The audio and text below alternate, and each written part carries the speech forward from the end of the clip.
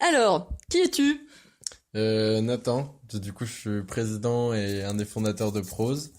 Euh, Après je suis étudiant à Lyon, du coup en GACOAR, c'est la gestion d'entreprise dans le domaine de la culture et à côté je suis à l'incubateur donc de Bilis et ils suivent le projet Prose de près justement pour qu'il se déroule le mieux possible et qu'il soit monté entre de bonnes mains.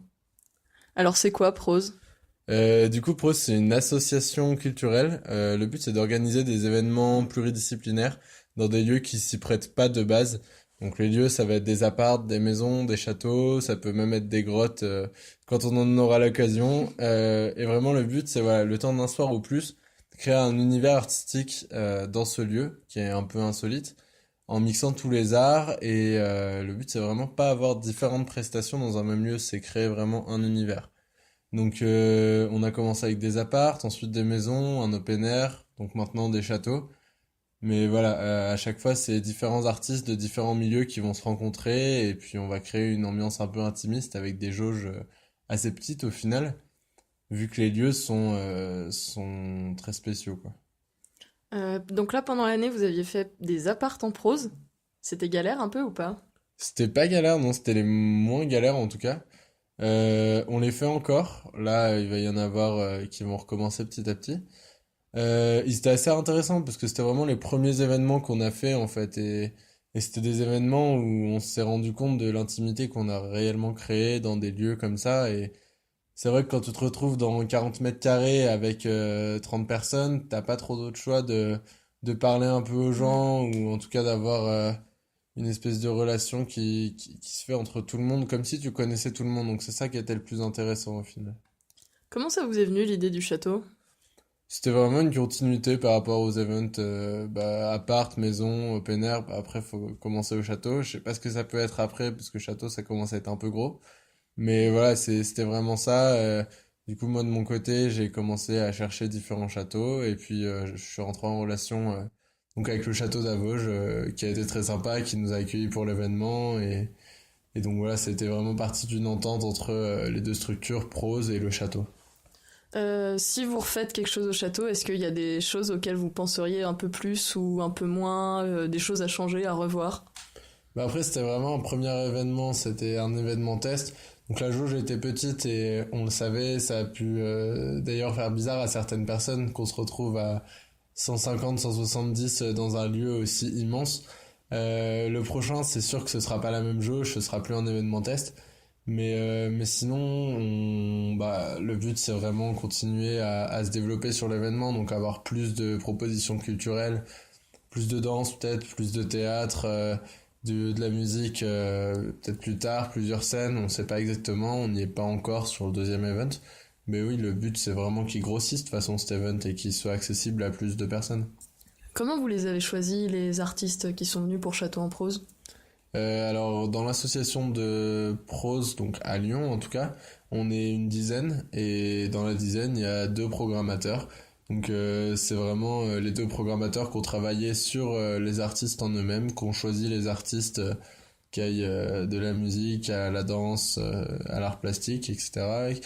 Et du coup voilà, c'est eux qui les ont contactés, qui ont confirmé avec eux pour cet événement et c'est comme ça que ça s'est passé. Il y a des nouveaux événements, enfin des nouveaux. Il y a d'autres événements qui sont prévus pour la suite de prose, pour l'instant? Il y en a d'autres, il y en a plusieurs. Là, le premier qui va être prévu et qui va bientôt sortir au grand public, c'est la commune. Donc la commune, en fait, c'est un lieu qui se situe dans le 7e. C'est un lieu collaboratif, donc c'est un assez gros lieu, en fait, où donc il y a vraiment une activité culturelle qui se fait à l'intérieur, une activité d'animation, et il y a différents restaurateurs qui sont dans le lieu et qui proposent du coup des plats, des snacks, etc. mais qui sont différents de tout pays, voilà. Donc le but c'est le prochain événement, il va se passer le 17 novembre là-bas. Il va y avoir une après-midi qui est plutôt sur de l'atelier. Donc il va y avoir des ateliers artistiques, différents ateliers. Vous verrez quels ateliers un peu plus tard. Et le soir, du coup, on arrive sur du prose tout craché, où on a les concerts, la danse, les expos, etc., qui s'entremêlent dans ce lieu. Du coup, les gens vont pouvoir profiter. En ce qui concerne le prix, c'est un événement un peu spécial parce qu'on est sur du prix libre. Donc toutes les personnes, le but c'est vraiment que toutes les personnes puissent venir, quel que soit leur niveau de vie ou quoi que ce soit, pour découvrir la commune, notre projet, les artistes et cet événement du coup qui rassemble tout ça. Super. Et du coup, c'est quoi le futur de Prose? Le futur de Prose, c'est une grande question.